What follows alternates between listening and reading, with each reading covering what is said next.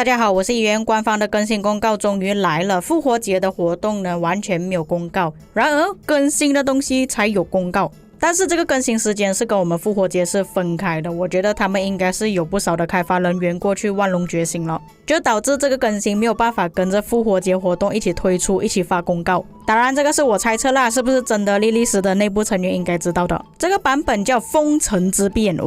首先第一个更新是埃及之战跟奥西里斯联赛。在国际服第7赛季的奥西里斯联赛终于来了，国服的话我已经不知道是第几赛季了。不过根据以往的记录呢，通常都是同时进行啦，只是他们的赛季跟我们的赛季次数是不一样的。全新的埃及之战玩法，埃及之战蔽日沉沙即将开启先锋体验，封杀蔽日，埃及之战的战场再起波澜。版本更新后，执政官们将有机会体验全新埃及之战玩法，在漫天沉沙之中续写传说的结局。这个部分在官方之前洛杉矶的线下界面会有说过，而且还放出图片了。沉沙战场被遮挡视线的沉沙覆盖，执政官只能获得有限的视野。官方放出来的图片其实感觉那个范围还蛮小的。全新技能在埃及之战中新增了5个技能。风神祝祷，受风神祝福战斗开始时，执政官部队将自动获取全军加速的效果，帮助执政官部队快速抵达战场。在受到风神祝祷的期间内，部分行军加速技能不可使用。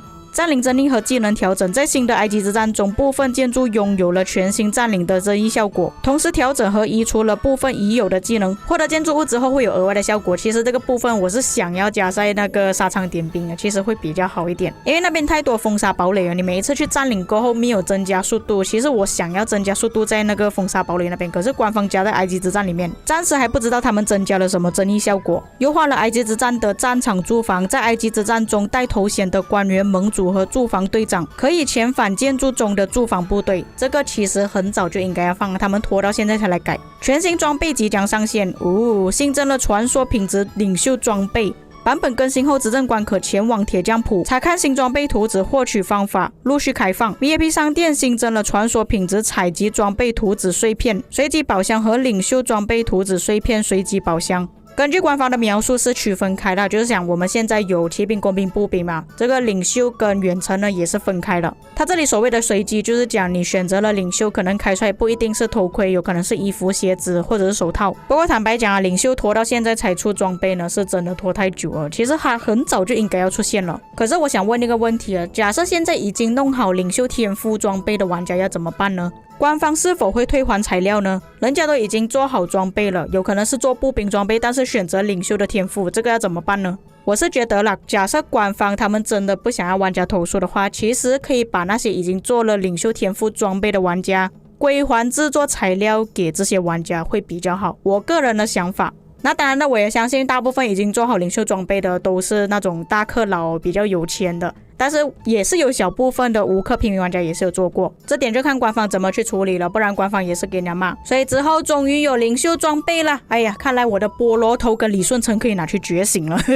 又或者也可以放在我的本多忠胜上面也是不错的。征服赛季相关调整及优化，跨王国加入联盟和赛季内移民功能即将进入全部失落之地。看来这个是大更新啊！新增王国加入联盟，同阵营执政官们可以加入本阵营任意联盟并肩作战，随时随地支援友军。这个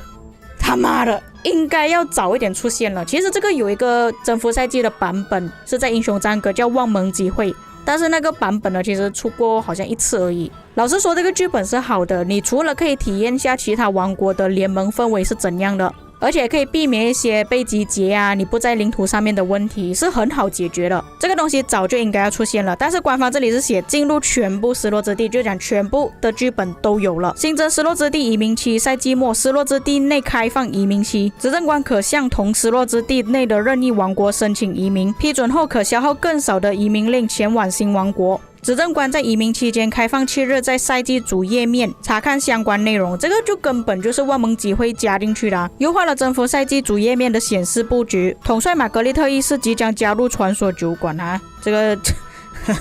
我不懂怎样讲远程统帅。优化了征服者酒馆和力战者酒馆，活动时长从3天调整为1天，征服者酒馆中可挑选的统帅从2位调整为1位征服者酒馆及力战者酒馆中统帅被选择后不再锁定，活动结束前执政官可在自选列表中任意切换所选的统帅。其实这个力战者酒馆是真的很坑啦，因为他要花3600的宝石，只能抽一个物品而已啊，就讲有可能你抽到一次是有10颗头的，一次只有1颗头啊，这样你就完蛋了，而且是提升概率而已，而不是选择了那个统帅之后你就肯定拿到那个统帅，所以我觉得这个东西蛮坑的，就算他改了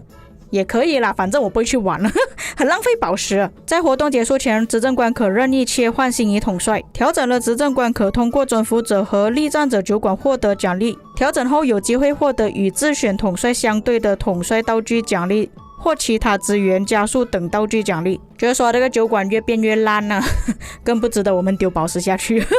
移民相关优化了对刚进入征服赛季的王国移民规则，在进入征服赛季后首次进入剧本前，各王国接收同赛季移民名额为150人，首次剧本结束后移民名额将扩充500人。那么我想问了，假设说是像 K2、K3 那样有其他的玩家想要捣乱，随便移一个小号进去的话怎么办呢？我这里有2个方案，第一就是让国王去筛选哪一些玩家可以移民进来，批准他们进入，第二就是那些战力太低的小号就不让他们进来，或者是没有计算，这个就看官方他们自己怎么处理咯。其他优化调整，优化了统帅筛选功能，统帅筛选中新增工程天赋筛选，你加进去也没有用啊，都没有人要用远程统帅优化了地图中部队显示，在部队缩小至点状战略视野，阵亡部队及集结部队将被区别显示，这个其实是好的更新，但是官方有一个问题，就是如果你这场 KVK 太多人的话，其实会延迟老实说，有很多人的设备不好，都是用这个方式来打仗的。然后有很多时候呢，那些部队已经跑回去了，你还是会去锁定它，因为颜色也是红色的。官方能区别的话，当然是更好。但是如果卡顿的问题能够修复的话，当然会更好啦。不然它站在原地不动，它的颜色已经变了，我们也不知道它死掉了，这样子更新来也没有用啊，对不对？优化了离开失落之地的迁城，当执政官从失落之地迁城回原王国时，将被优先迁至王国一省。地图左上角最外圈省，什么意思呢？就是我们那个地图其实有分1、2、3、4、5的。不懂各位玩家有没有发现到啦？就是说官方他把你迁城回去的时候，你永远都是在左上角而已，你不会再分布到其他的角落去，因为我们原本迁城呢是会在其他的角落，不一定是在左上角，这个是肯定在左上角。这个对于一般的玩家来讲其实影响不会太大，但对于那些捣乱的农夫啊，他们就影响蛮大了。尤其是那些没有联盟的农夫，他们进入失落之地采集了之后回去的时候肯定是在左上角，假设你们要清理农夫的话也比较方便。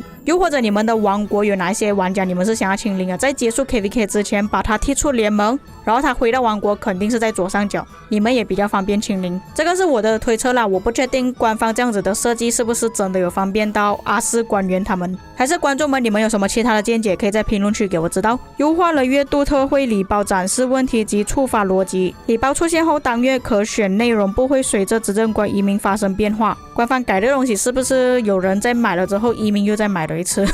我没有听过这样子的案例啊，是不是有哪一些玩家也是这样子玩过，可以在评论区给我知道。那么以上就是这一次的更新公告了。那我觉得官方这一次改呢算是还可以啊，不过我觉得有些地方官方要特别明注，像移民的限制数额，还有装备会不会归还材料，如果可以归还的话当然会更好啦，不过我觉得官方会归还的可能性是真的很低你们也不要想了。那么以上就是本期内容，你们有什么看法可以在评论区给我知道，我们下期再见。